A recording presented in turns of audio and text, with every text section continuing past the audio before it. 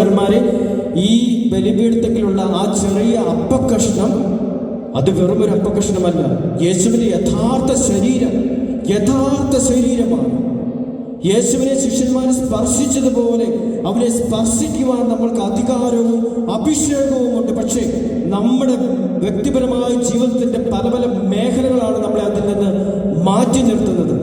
അതെല്ലാം മാറ്റിക്കൊണ്ട് ആ യേശുവിനെ സ്പർശിക്കുമ്പോൾ, രക്തസ്രാവക്കാരിയായ സ്ത്രീ അവന്റെ ശരീരത്തിൽ, അവന്റെ വസ്ത്രത്തിൽ സ്പർശിച്ചപ്പോൾ അവൾക്ക് രോഗശാന്തി കിട്ടിയെങ്കിൽ, അന്ധനായ വ്യക്തി യേശുവിനെ വിളിച്ചപേക്ഷിച്ചപ്പോൾ അവന് കാഴ്ച തിരിച്ചു കിട്ടിയെങ്കിൽ, കുഷ്ഠരോഗി യേശുവിനെ വിളിച്ചപേക്ഷിച്ച് അവനെ സ്പർശിച്ചപ്പോൾ അവന് സൗഖ്യം കിട്ടിയെങ്കിൽ, തളർവാദ രോഗിയോട് ഏറ്റു നടക്കാൻ പറഞ്ഞപ്പോൾ അവന്റെ കാലുകൾക്ക് ബലമുണ്ടായെങ്കിൽ, മരിച്ചു കിടന്ന ലാസറിനെ അവൻ കൈപിടിച്ചുയർത്തിയിട്ട് ജീവനോടുകൂടി തിരിച്ചു വരുവാൻ കഴിഞ്ഞെങ്കിൽ, അതിന്റെ പകുതിയെങ്കിലും വിശ്വാസത്തോടുകൂടി ഈ ബലിപീഠത്തിലുള്ള യേശുവിന്റെ തിരുശരീര രക്തങ്ങളെ വിശ്വാസത്തോടുകൂടി നാം അപ്രോച്ച് ചെയ്യുമ്പോൾ നമ്മുടെ ജീവിതത്തിലും ഉണ്ടാകും അത്ഭുതങ്ങളും അടയാളങ്ങളും.